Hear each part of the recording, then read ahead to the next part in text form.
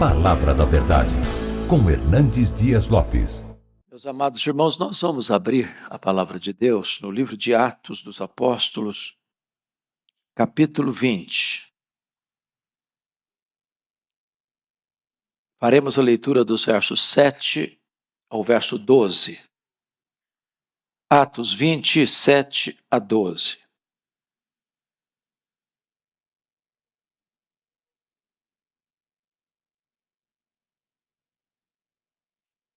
Está escrito: no primeiro dia da semana, estando nós reunidos com o fim de partir o pão, Paulo, que devia seguir viagem no dia imediato, exortava-os e prolongou o discurso até a meia-noite.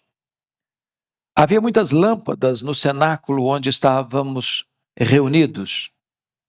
Um jovem chamado Eutico, que estava sentado numa janela, adormecendo profundamente durante o prolongado discurso de Paulo, vencido pelo sono, caiu do terceiro andar abaixo e foi levantado morto. Descendo, porém, Paulo inclinou-se sobre ele e, abraçando-o, disse: não vos perturbeis, que a vida nele está.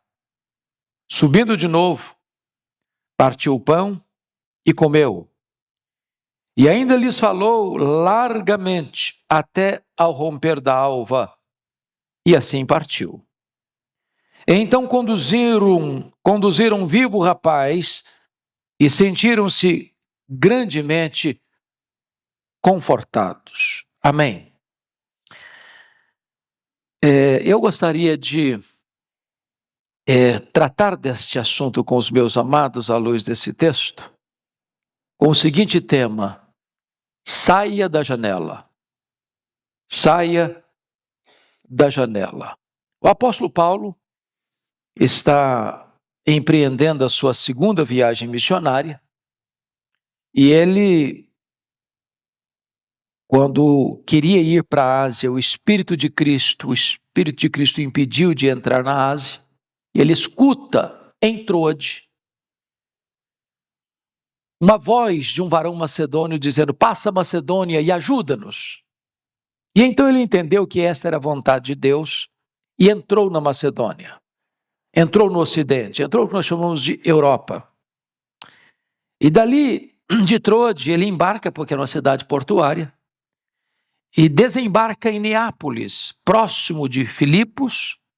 Então vai para Filipos, depois vai para Tessalônica, depois vai para Bereia, depois vai para Atenas, depois vai para Corinto.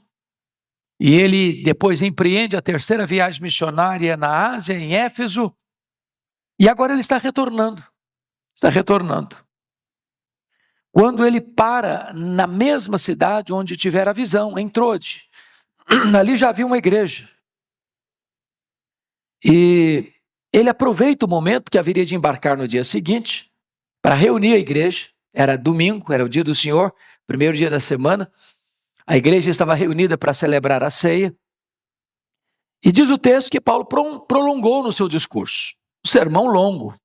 Não sei se nós estamos acostumados com sermão até meia-noite. Mas talvez os resultados não seriam muito diferentes hoje. O certo é que um rapaz chamado Eutico está sentado à janela, no terceiro andar. Já é um grande risco. E então, em virtude do longo discurso, do longo sermão de Paulo, as muitas luzes, lá pelas tantas ele foi tomado pelo sono. E o sono venceu. E diz o texto bíblico que ele caiu do terceiro andar. E quem cai não cai para dentro, cai para fora. E ao cair, ele já cai sem vida. Ele cai e morre. E então diz a Escritura que Paulo desce, toma-o, debruça sobre ele, e diante do pânico da multidão que está reunida no cenáculo, fala calmo, dizendo: fiquem tranquilos, a vida está nele. E depois da ressurreição de Eutico, diante de um fato tão extraordinário, porque dos muitos milagres operados por Deus por intermédio de Paulo, é o único momento em que acontece uma ressurreição no ministério de Paulo. E eu penso que a igreja poderia estar tão feliz e tão exultante que terminaria o culto ali mesmo, não teria mais Santa Ceia, não teria mais sermão e o povo sairia pulando de alegria, talvez saindo até pelas praças de madrugada, dizendo que um grande milagre tinha acontecido. Não, eles simplesmente voltaram para o cenáculo, terceiro andar. Paulo continua o seu sermão até o raiar do dia. E esse episódio, meus amados irmãos, nos enseja algumas lições que passo a descrever. Em primeiro lugar, a janela é um lugar que oferece muitas distrações. Primeiramente, conduz à acomodação, porque notem vocês, nós estamos falando de um ambiente que não tem ar-condicionado. Nós estamos falando de um ambiente que o clima é quente. Então, estar na janela é um lugar de ar mais fresco. É um lugar que pode sugerir desinteresse e pode também levar a pessoa a dar uma espiada, uma olhada, uma contemplada no que está acontecendo do lado de fora. Então a janela é um lugar de distração. Mas vejam vocês que ele está no culto, ele está no cenáculo. Possivelmente era um membro da igreja. E ele está na igreja.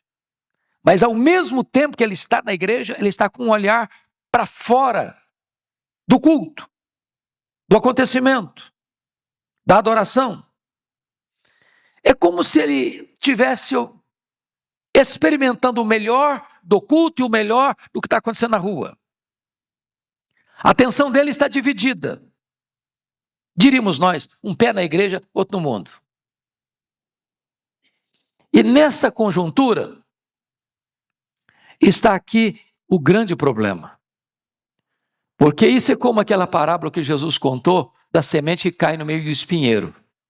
Muitas coisas disputam o interesse desse ouvinte.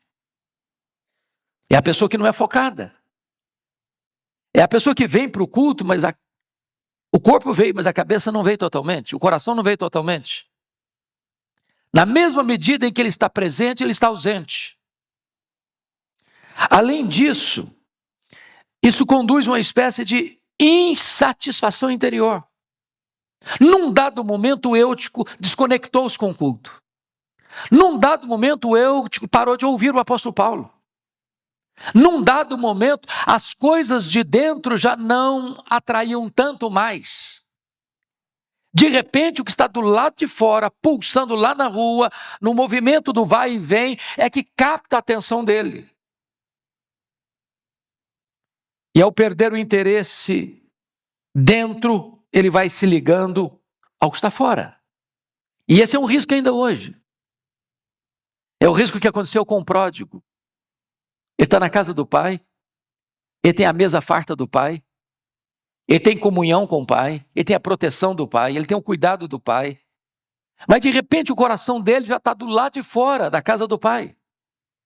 Ele é atraído por uma coisa que chama a atenção dos seus olhos. Talvez a curiosidade. E se você para perceber as tentações que rondam o coração de um jovem, às vezes a curiosidade é grande. Por exemplo, a curiosidade talvez seja a principal razão pela qual um jovem se matricula na experiência das drogas. Um baseado aqui, uma cheirada acolá, um gole aqui, uma aventura acolá. E hoje, quando infelizmente o Brasil aprova a descriminalização da questão da maconha, de até 40 gramas, que dá para fazer mais de 50 baseados, nós estamos não só abrindo uma janela colorida de tentação, mas empurrando a juventude. Terceiro andar abaixo. Porque é provado que hoje, por exemplo, a maconha tira completamente a concentração de um rapaz para estudar, para trabalhar, para se relacionar, que é a porta de entrada para outras drogas. É a janela aberta que conduz a uma insatisfação interior e que leva as pessoas a quererem satisfazer essa curiosidade ou essa insatisfação interior. Mas mais do que isso, a janela é um local que pode oferecer para as pessoas um limite perigoso. Porque é preciso ter equilíbrio. Qualquer desequilíbrio, a pessoa pode cair. E esse limite é perigoso porque a pessoa pode pensar assim: até onde eu posso ir? Quando eu devo parar? Eu tenho um controle da situação? Eu posso parar quando eu quero parar? Eu nunca me esqueço, conversando com uma jovem certa feita, que viveu um drama tão grande de uma vida de várias experiências sexuais antes do casamento, e ela vivia um drama tão grande de consciência, de culpa. Ela diz: pastor, o meu grande problema foi que eu pensava que eu pensava que eu estava no controle, que eu sabia a hora que eu devia parar e eu tinha poder para dizer: agora eu não vou mais, daqui para frente é um caminho mais, eu vou parar agora. E percebi, eu não estava no controle. É a janela. É a janela. Mas mais do que isso, essa janela, ela conduz a muitas ilusões. Porque a janela de hoje não é a janela na parede de uma casa ou de um cenáculo. A janela hoje, ela é colorida, ela é movimentada, ela está à disposição de um aperto do seu dedo, no seu smartphone, no seu computador.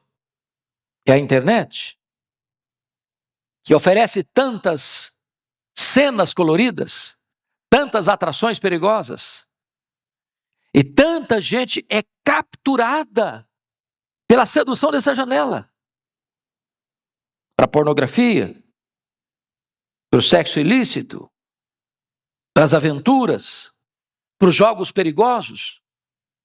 E quantas pessoas, não importa a idade que elas têm, se jovem ou se adulto ou até se velho, são capturadas pela atração sedutora dessa janela colorida, aberta, que pode levar as pessoas a uma queda fatal. Mas em segundo lugar, irmãos, a janela é um local que produz sonolência espiritual. Vejam vocês que Eutico está sentado na janela, o culto está rolando, a pregação está acontecendo, e de repente a mente se desconecta. E ao se desconectar a mente, ele já não está mais acompanhando o raciocínio da mensagem. É assim no culto, sabia? Às vezes a pessoa está aqui no culto, está lá olhando, você pensa até que a pessoa está prestando atenção, está nada. Ela já está no outro canal. Ela já está viajando. Ela já não está escutando mais nada. O pensamento voa. A imaginação corre. E essa falta de vigilância abre uma avenida de tentação. Como a tentação de Sansão, que olha, que vê, já não escuta mais conselho de pai e mãe, que não escuta mais as orientações de Deus. Essa janela, mais do que isso, oferece uma espécie de preguiça diante dos desafios da vida, como as 10 virgens, 5 delas imprudentes, estão lá apenas com figurino de crente, com cacuete de crente, com jargões de crente, com aparência de crente, mas não tem mais nada. É apenas fórmula e forma e nenhum conteúdo. A janela aberta pode ser aquela tentação da fraqueza nas tribulações, como Pedro, que dormiu na hora da mais titânica batalha da vida. Ele dorme. Porque não percebe a gravidade da situação, ele não percebe a urgência do momento, ele não tem discernimento do que está acontecendo. E então, diz a Bíblia, que Eutico dormiu, e ao dormir, ele caiu da janela do 3º andar e morreu. Mas talvez você pergunte assim, mas por que Eutico dormiu?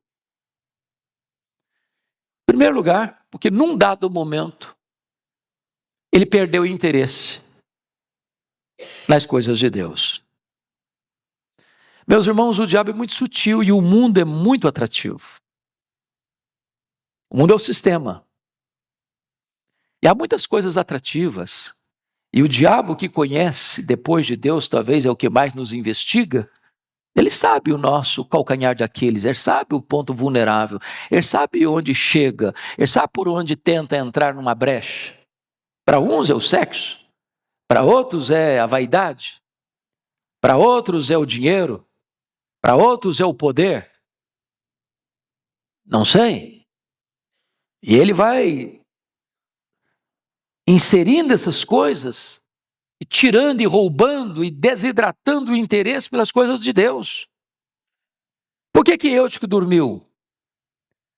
Porque foi para o lugar errado. Ele foi para a janela. Ele foi flertar com o que estava lá de fora. Ele foi dar uma espiada no que estava acontecendo na rua. De repente, as coisas de Deus já não atraíam todo o seu interesse. Por que ele dormiu? Porque ele perdeu o fervor. É como aqueles discípulos, Pedro, Tiago e João, no Monte da Transfiguração. O milagre está acontecendo ali, a glória de Deus está descendo ali, o rosto de Jesus está brilhando, as vestes de Jesus resplandecendo, Moisés e Elias aparecem em glória, é glória demais, é o céu descendo à terra, mas eles estão desconectados, estão com sono, estão dormindo.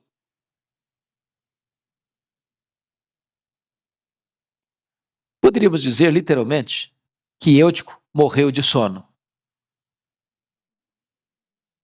Conhece essa expressão, né? Fulano morreu de sono. Ele morreu literalmente de sono. Ele caiu da janela. Então, a terceira lição que eu gostaria de trazer para a nossa reflexão nesta manhã é que a janela é um lugar de quedas perigosas. Quem cai, cai para fora. Já percebeu isso?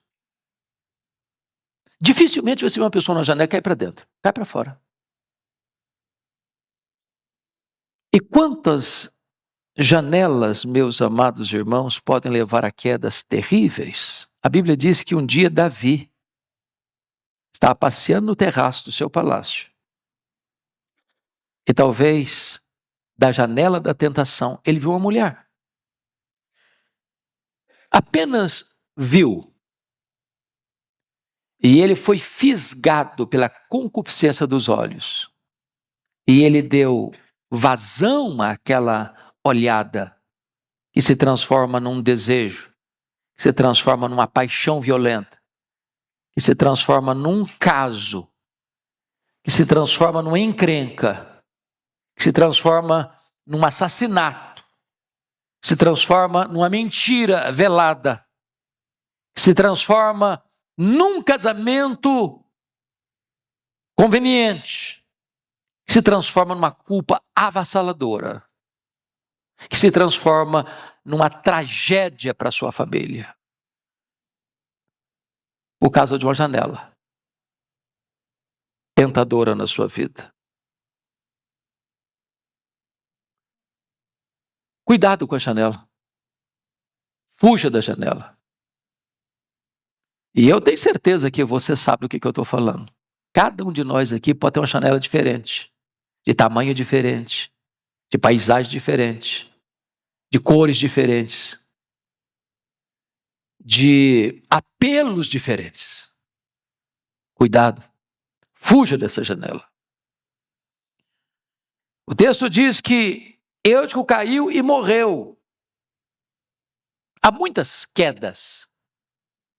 E nós somos frágeis, sabia? Nenhum de nós aqui, por mais experiente que seja, por mais consagrado que seja, por mais tempo de igreja que tenha, pode bater no peito com soberba, dizendo, isso eu nunca vou fazer, esse pecado eu nunca vou cometer, eu jamais vou cair, eu sou blindado de qualquer risco de queda espiritual. Se o Senhor não segurar firme a nossa mão, nós tropeçamos. Quem nos segura é Ele. Quem nos sustenta é Ele. Mas cabe-nos fugir das janelas perigosas. Há muitos jovens feridos, há muitos homens feridos, há muitas mulheres feridas, há muitos crentes feridos. Eutico caiu, Eutico morreu, porque ele não ouviu.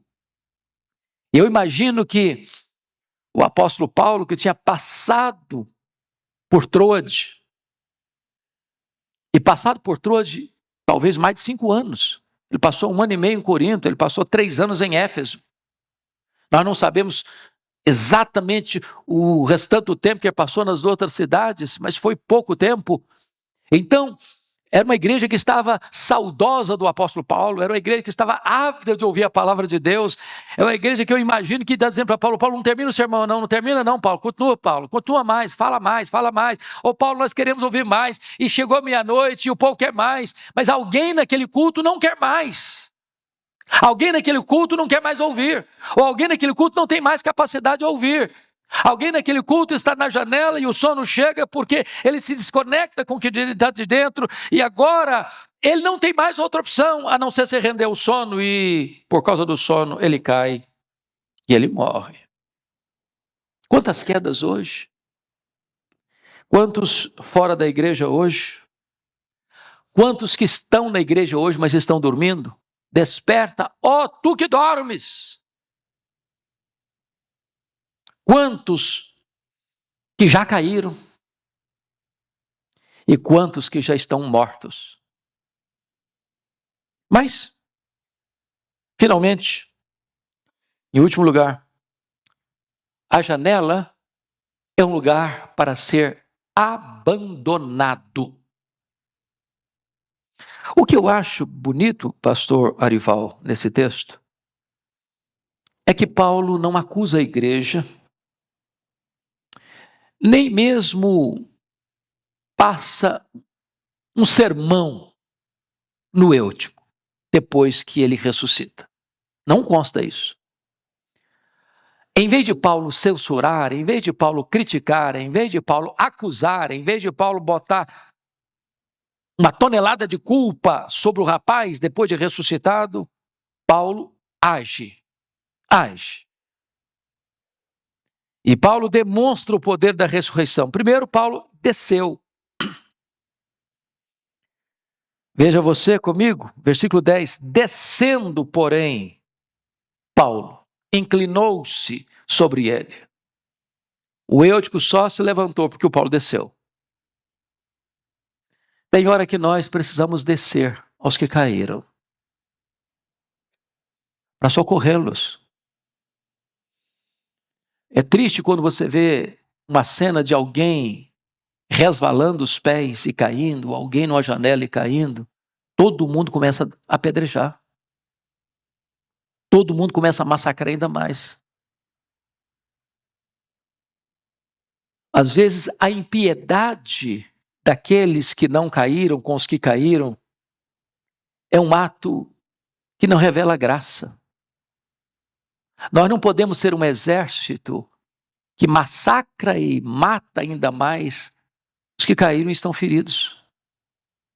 Paulo desceu. Segundo, Paulo se inclinou sobre ele. Isso é um gesto de misericórdia, de compaixão, de identificação para ajudar quem está caído. Quando você lê no livro de Reis, 2 vezes, a história de Elias e de Eliseu, que lida com um menino morto, semelhante ao que Paulo está fazendo com Eutico, que eles se inclinaram, que eles se envolveram, que eles não ficaram distante, censurando, ou sentindo asco daquele que caiu, daquele que morreu. A igreja é uma comunidade terapêutica. A igreja é um lugar de cura. A igreja é um lugar de vida. A igreja é um lugar de restauração.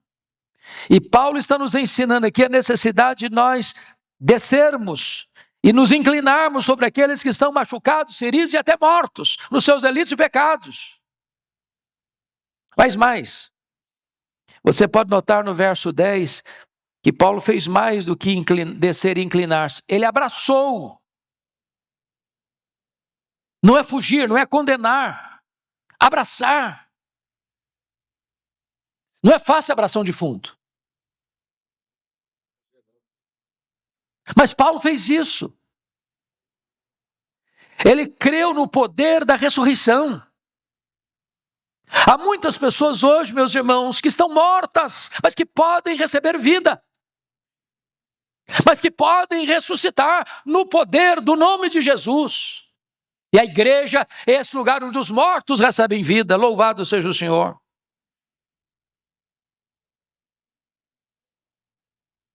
Quando o profeta Ezequiel, no seu ministério, foi chamado para olhar a cena do povo de Deus, do povo de Israel, ele foi conduzido para um vale de ossos sequíssimos.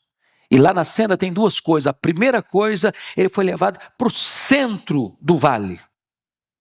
Depois ele foi chamado a andar ao redor do vale. Ou seja, é preciso ter uma visão completa, plena, do centro, da periferia, de todos os ângulos, por todos os lados, do que está acontecendo. E quando ele olha, ele vê um vale de ossos sequíssimos. E a pergunta que lhe foi feita é essa: filho do homem, poderão reviver esses ossos? E a resposta dele foi: Senhor Deus, tu sabes. Então profetiza. E na medida que ele profetiza, que ele proclama a palavra, esses ossos começam a mexer, esses ossos começam a reviver, e então o Espírito Santo entra e ali se levanta um exército. É possível que os mortos ressuscitem, é possível que haja vida aonde agora reina a morte. Esse é o nosso ministério. Agora me permita dizer algo a você aqui nesta manhã. Quem sabe você que está aqui, e você que está nos assistindo, é a pessoa que caiu da janela.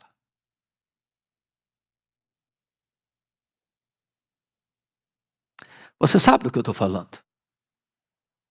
Quem sabe você é a pessoa que caiu da janela. Eu quero dizer para você que se você caiu da janela, tem esperança para você. Tem perdão para você. Tem restauração para você. Tem vida para você. Hoje você pode trazer a esperança, à sua memória, aquilo que vai lhe dar esperança. E a Bíblia diz que se você confessar os seus pecados, Deus é fiel e justo para perdoar os seus pecados e limpar você e purificar você de toda a injustiça. Mas eu quero terminar dizendo que Paulo, depois desse extraordinário milagre, a ressurreição de um jovem, poderia dizer: meus irmãos, o culto está terminado. Eu acho que aqui é o ápice da noite. Não tem mais nada mais interessante a acontecer aqui hoje. Qualquer continuação seria um anticlímax. Mas não foi o que ele fez, não. Você pode ler o verso 11 comigo? Vamos ler juntos o versículo 11, por favor? Subindo de novo, partiu o pão e comeu. E ainda lhes falou largamente até o romper da alva, e assim partiu. Eu acho extraordinário, porque Paulo continuou na igreja, Paulo celebrou a ceia, continuou na missão da igreja, Paulo continuou a pregar, e ele continuou anunciando a palavra de Deus. Não tem nada mais importante na vida da igreja do que o culto, irmãos. Que é o culto. Esta igreja podia sair gritando pelas ruas de Troade. Um milagre aconteceu, um milagre aconteceu, um milagre aconteceu. Paulo poderia, a partir dali, fazer do seu ministério um local de testemunhos dos milagres. Eu chegava na igreja e falava: gente, eu quero contar um milagre, eu quero contar um milagre, eu quero contar um milagre. E era grande o milagre. Não. Milagre traz glória para Deus. Mas o milagre não é um substituto do evangelho. O Evangelho é o grande milagre de que Deus se fez homem, de que o Verbo eterno se encarnou, de que o autor da vida morreu na cruz e ressuscitou, e voltou para o céu e vai voltar para buscar a sua igreja. O Evangelho é Jesus. O milagre é testemunho do poder de Jesus. E o versículo 12 nos diz que conduziram vivo o rapaz e sentiram-se grandemente confortados. Os jovens precisam reviver e a igreja pode ser confortada com a ressurreição dos que estavam mortos e agora receberam vida em Cristo Jesus. A palavra que eu tenho a você nesta manhã é esta: saia da janela. Fuja da janela. Foque o seu coração e a sua mente no que Deus está falando ao seu coração. Que Deus nos ajude. Amém.